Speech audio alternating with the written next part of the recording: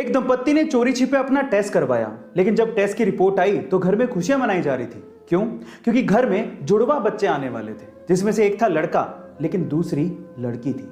क्या आपको पता है कि इस खुशी के मौके पर घर में सबसे ज्यादा खुश कौन था और कौन किसे सबसे ज्यादा दुआएं दे रहा था? ध्यान से सुनिएगा। इस खुशी के मौके पर सबसे ज्यादा खुश थी वो लड़की जो कोख में पल रही थी, और वो कोख में अपने साथ पलने वाले भाई को सबसे ज्यादा दुआएं दे रही थी, क्योंकि वो कह रही थी कि शायद तेरी वजह से अब मैं ये दुनिया देख पाऊंगी, अदरवाइज ये लोग मुझे कोख में ही मार डालते।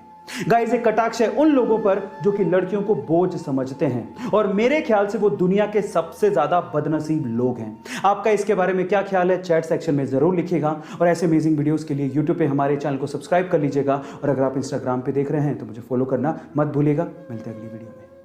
भारतीय संस्कृति को विदेशों तक पहुंचाने का और उसे सम्मान दिलाने का अगर वाकई में किसी ने काम किया तो वो थे स्वामी विवेकानंद।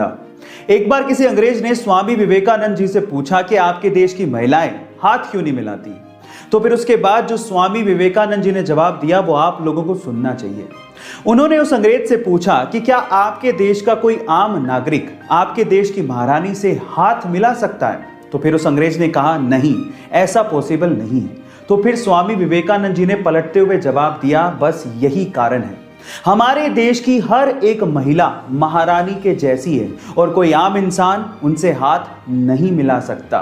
गाइस, आपको ये स्टोरी जान के कैसा लगा चैट सेक्शन में जरूर लिखिएगा, और ऐसे अमेजिंग वीडियोस के लिए यूट्यूब पे हमारे चैनल को सब्सक्राइब कर लीजिएगा, और अगर आप इंस्टाग्राम पे देख रहे हैं तो मुझे फॉलो करना मत भूलिएगा। मिलते हैं अगली वीडियो में।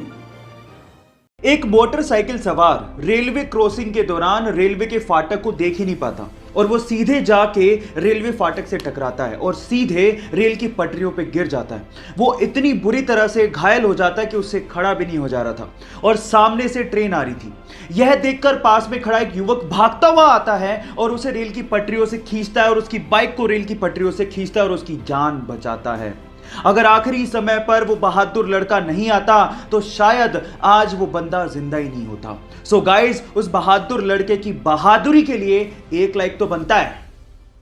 गाइस, अक्सर इंडिया में जब लोग बीमार पड़ते हैं ना, तो वो डॉक्टर के पास जाने की बजाय सीधे दवाई की दुकान वाले भैया के पास चले जाते हैं, उसे अपनी बीमारी बताते हैं और उसे दवाई ले आते हैं। कभी कभार हम उससे ठीक भी हो जाते हैं, लेकिन कभी कभार उसके भयंकर परिणाम भुगतने पड़ते हैं।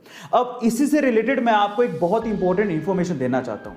अगर अगली बार आप डॉक्टर की पर्ची के बिना किसी दवाई की दुकान पर जाएं तो प्लीज दवाई खरीदने से पहले उसे पलटकर रेड स्ट्रिप यानी कि लाल पट्टी जरूर चेक कर ले। अगर उस दवाई के ऊपर रेड स्ट्रिप यानी कि लाल पट्टी बनी हुई है तो उसे ना खरीदें, क्योंकि उसका मतलब ही यही है कि उस दवाई को जिसके ऊपर रेड स्ट्रिप या लाल पट्टी बनी है बिना डॉक्टर की सलाह के ना तो खरीदा जा सकता है ना ही इस्तेमाल किया जा सकता है।